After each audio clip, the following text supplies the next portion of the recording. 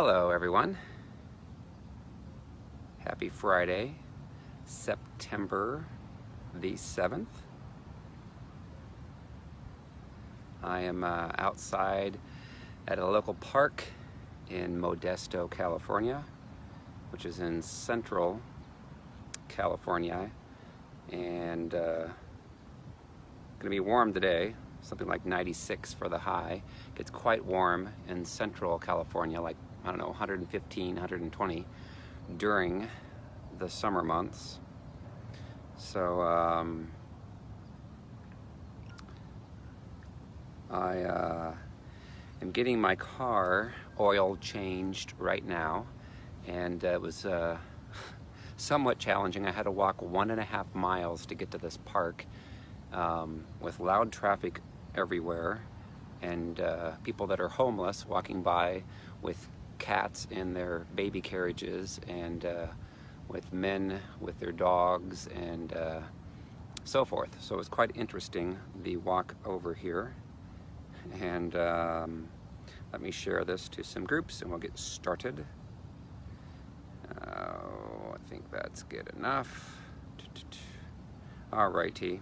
So yesterday I was here in Modesto. I know, I'm sorry that I'm somewhat in the shade, only because I don't want my phone to fry, because if it gets in the sun too much, it will fry and it will shut down, and that will be a bad thing. So anyways, so yesterday I was speaking to some Christian businessmen and Christian businesswomen that were in Modesto, and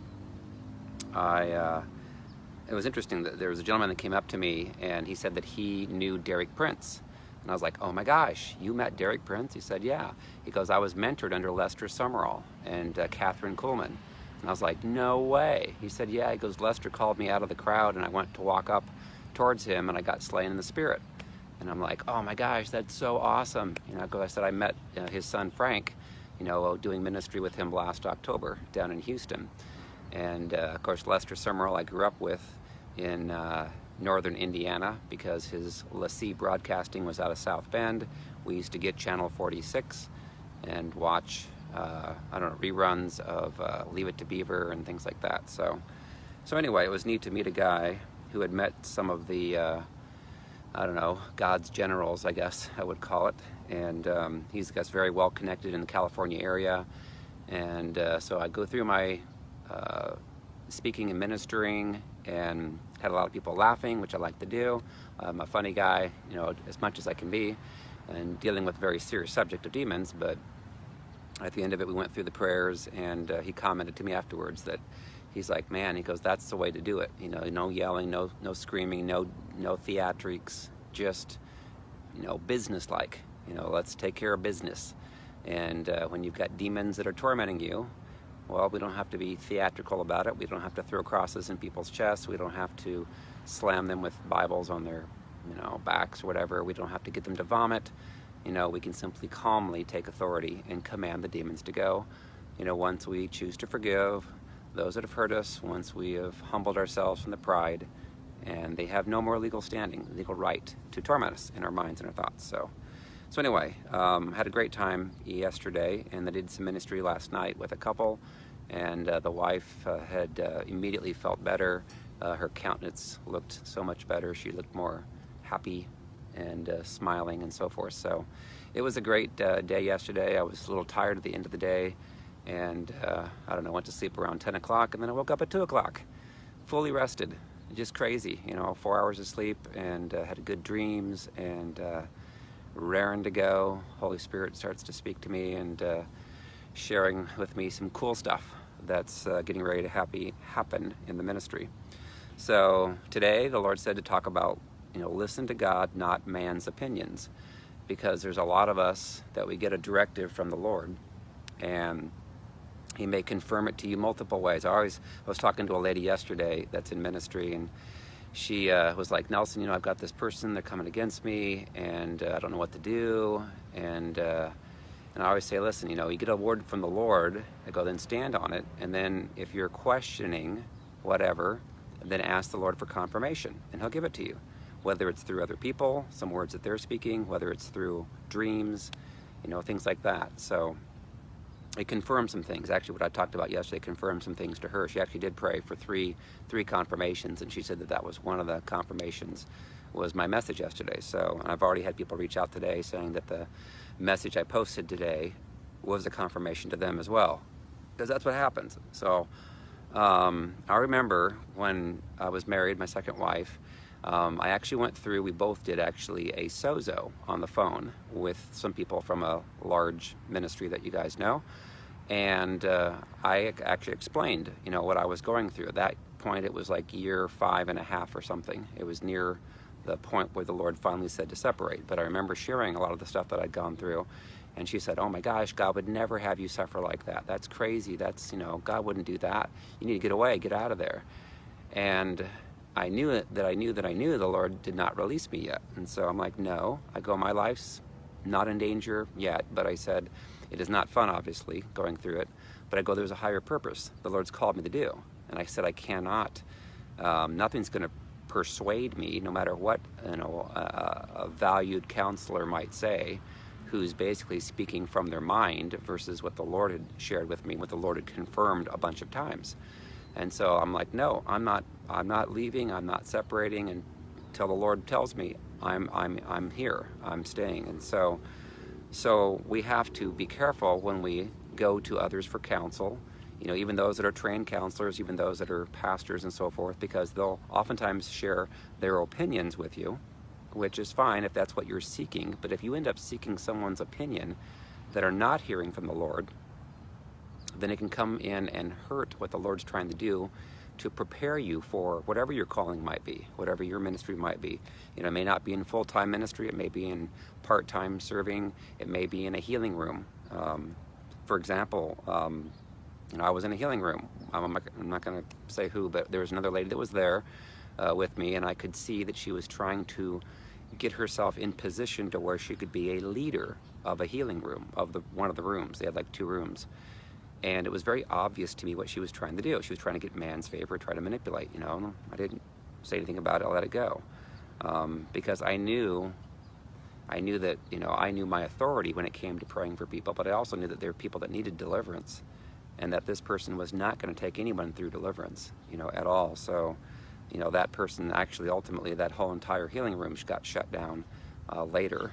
And the Lord took me out of that place and started new healing rooms and said, get people delivered. That's what you have to do. Because if you don't get them delivered, they're not going to get healed from a lot of the things. Because that demonic spirit of Jezebel, Leviathan, Ahab has a legal right to stay on them. So, let me see what else.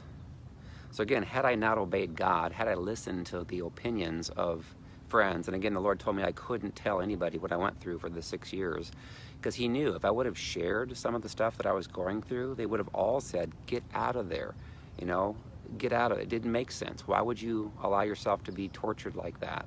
God would never have you do that. And I'm like, no, God would. God would sometimes, depending on what He has as your calling. So we have to be cognizant of that. You think about people in the Bible. Abraham was called away from his family, away from where he had wealth and all this stuff was already set up for him, to a land that he didn't even know. That was to ultimately become his promised land. He also ended up separating from Lot because they were so blessed. And what did he do? He let Lot choose where to go. Lot chose Sodom and Gomorrah, and the whole place got brimstoned and gone. And then he chose the place that was rocky and did not look like it was going to be of benefit. But again, if Abraham would have asked his friends, hey friend, what do you think I should do? Well, they would look upon the immediacy of the situation and the circumstances. And oftentimes your friends aren't hearing from the Lord. I'm not saying that all of them do. A lot of them, if you have very close friends that hear from God, then sure, you can ask them for some backup, for some confirmation, things like that. But so many of us have friends that are just listening to, your concerns, whatever, and then sharing their advice. And if it's opposite of the Lord's, then that's going to take you off course, and it may take you longer to get into your promised land. Think about Moses. Moses had the life of luxury in Egypt, and he had all this comfort, and he ended up leaving for the wilderness with the Lord, and he walked away from the mother that raised him to help his real mother escape. And had he listened to his Egyptian friends and said, hey, you know what, I'm thinking about defecting from the Egyptian luxury life that I have and going out to live in the wilderness for 40 years and suffering, they would have said, are you nuts? Are you crazy, Moses? That makes no sense whatsoever. And so that's why it's important. Now, of course, in his case, he ended up murdering an Egyptian, and that kind of forced the issue for him to run for his life. But he knew that he was not an Egyptian. He knew that his mother was Hebrew. And so ultimately, there are times that you have to go through a lot of suffering for the Lord, and you don't want to. Nobody wants to suffer. Nobody wants to lose all their possessions and walk away. Nobody wants to walk away from a lucrative position at a job or a career for nothing, for no promises whatsoever.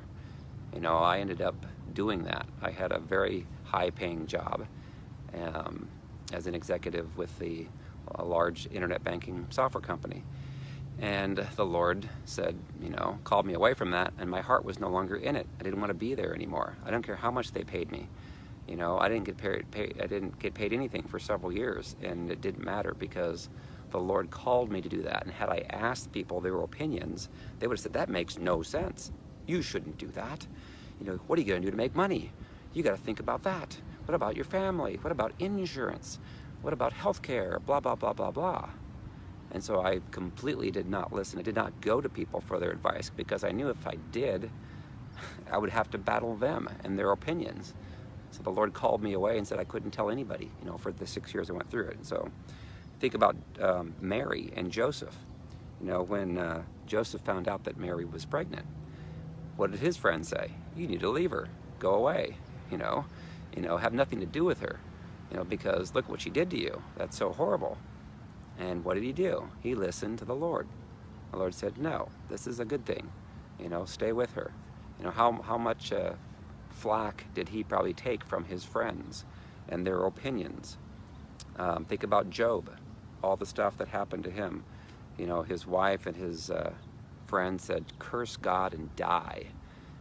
Had he done that, obviously, he would not have had all of the doubling of his property and so forth come back to him at the end of all that, which again, Job's kind of interesting. Job 41, right before the good stuff comes back to him, Job 41 is all about Leviathan, the twisted spirit that causes people to lie and twist and have pride, all that stuff. So not remember things correctly. Think about Hosea. Hosea was asked by God to marry Gomer, who was a prostitute. Now, if he would have asked his friends, they would have said, are you crazy? Why would you marry a prostitute? She can go out on you and having sex with other guys. And that's what she did. All of his kids, were from other men. And then she ends up leaving him, and then he ends up buying her back at an auction. And that all symbolized God's love for the Israel people, and that they were turning their backs on him. Think about Jeremiah. He was like around 13 years of age and called to basically convict people of their sins and try to get them to turn back to God. And they hated him.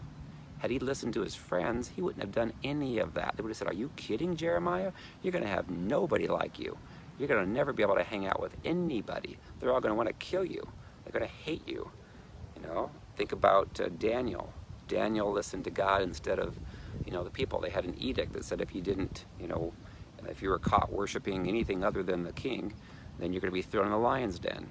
So, of course, any of his friends would have said, you're nuts if you pray to God. And don't you dare do it, in open so somebody can see you. And he did.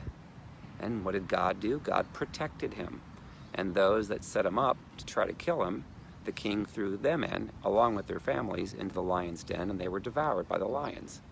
But when you're doing what God tells you to do, he'll protect you supernaturally. He'll provide for you supernaturally, financially. He's provided for me. I have no worries, no fears, ever, ever, ever, ever. If the circumstances change, if, like in one case, this happened down in Houston, like the end of June, I was scheduled to speak at a church not far from College Station.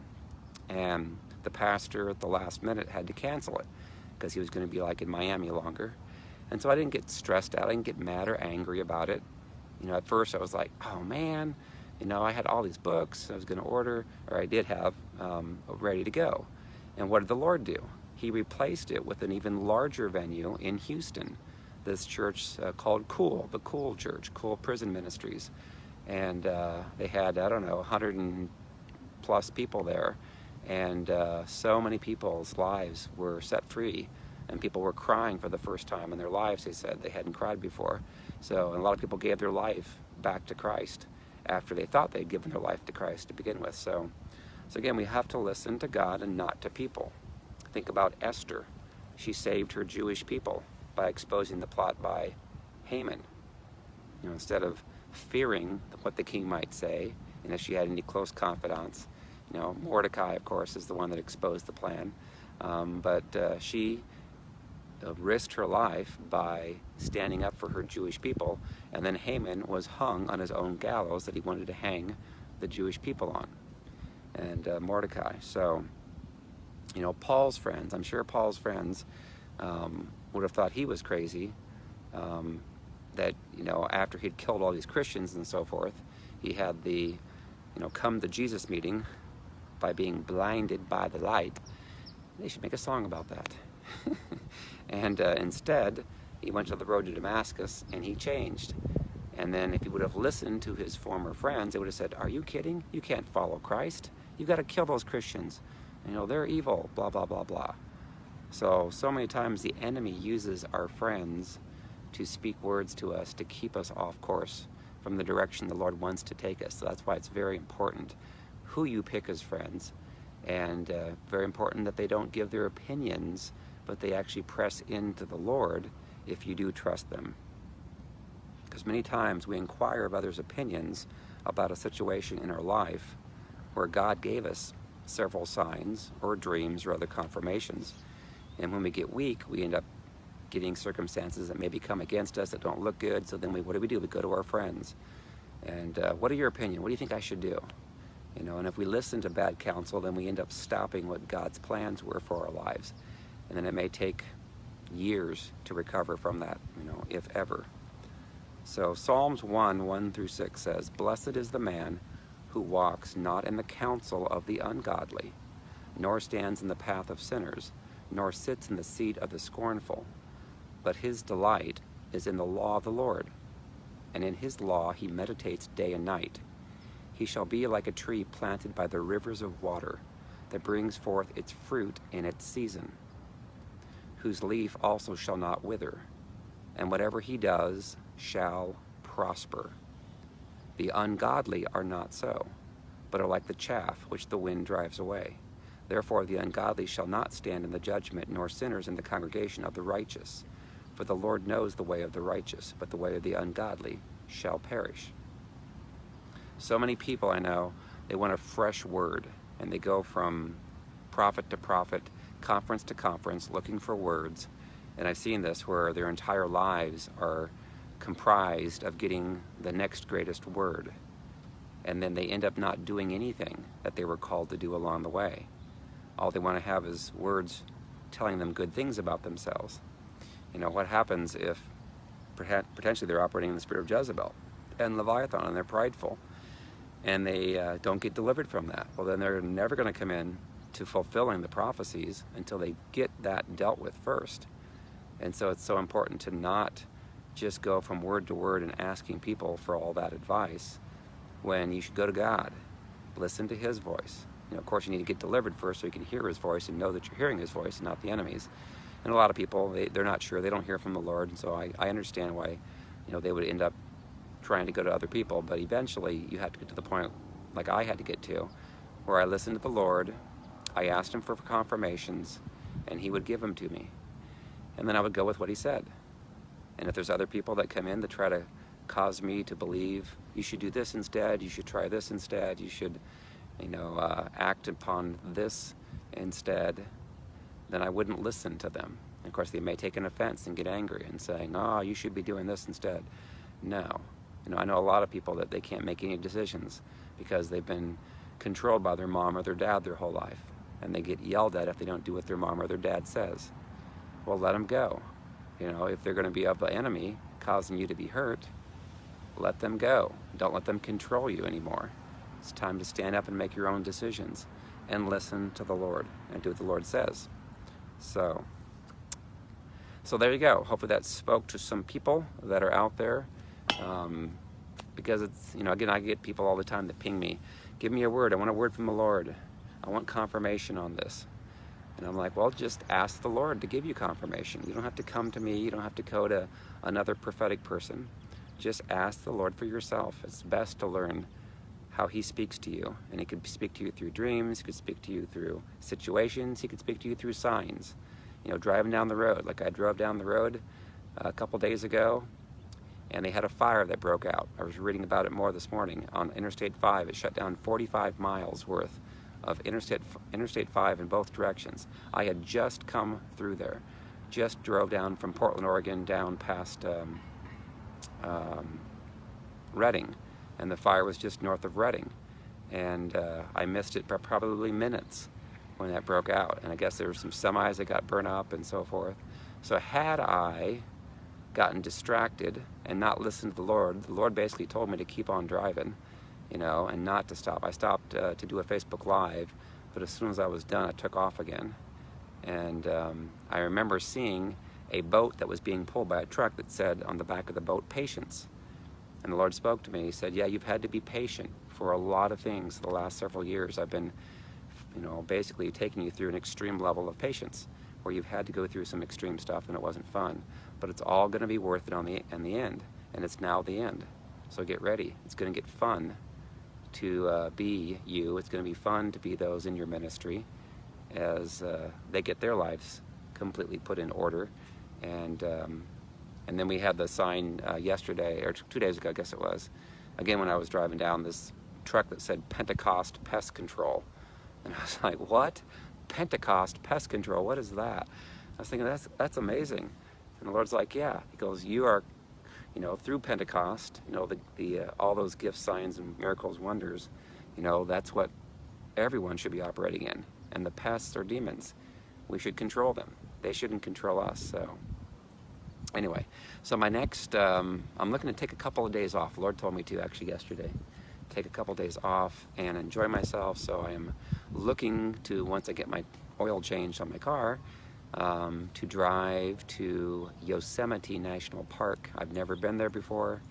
I'm planning to go there today, and then tomorrow I'm not sure. I've always been interested in seeing what Lake Tahoe looks like, and that's like 3 hours away from me as well, so I might go there tomorrow. So anyway, I'm hopeful that I can have a little bit of fun, a little bit of downtime, because it does get exhausting when you're doing ministry all over the place, and you do it, I get messages all the time from people. So anyway, then my next ministry time that I have scheduled right now is next weekend. It's on Sunday, the 16th and 17th at the Needles, California Assembly of God. I'll be there Sunday morning speaking, Sunday night, and Monday evening.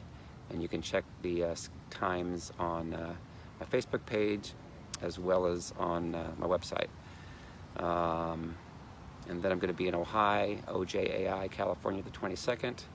And I'm also looking to schedule a ministry night in Pasadena, and I think there's somewhere else. Can't remember.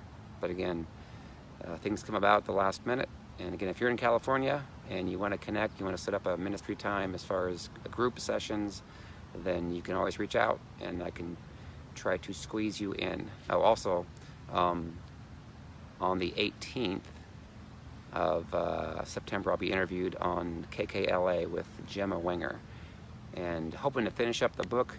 Tina, my awesome editor, is and others. She's doing a lot for ministry right now for Restored to Freedom. She's doing everything. She's basically a godsend because I needed somebody to do what I'm doing because I can't keep this pace up anymore. It's too draining. So thank God she has stepped up to the table and is doing basically everything that I was doing, taking the load off my plate, and also doing counseling sessions and scheduling and helping to grow. The ministry is growing rapidly and I need someone to help. So So anyway, Tina is editing my book and should have it done by next Tuesday or Wednesday at the latest. And then I've got a guy that is a well-known guy that you know in ministry that is reading it right now and is looking to endorse it. So hopefully that all comes together next week, and then I can get it out there on Amazon maybe as early as the end of next week. I'd like to have it on there by the 18th. So anyway, all right, I will let you guys go. Thank you so much for all your support. Thank you so much for all the donations and helping other people get delivered. That's what it's all about. Getting them delivered, getting them pure and spotless before the Lord comes back, which is the name of my book that's getting ready to be released, Pure and Spotless, and what that really means. And all right, I will let you guys go. Love you, and have a great weekend. See ya. Bye-bye.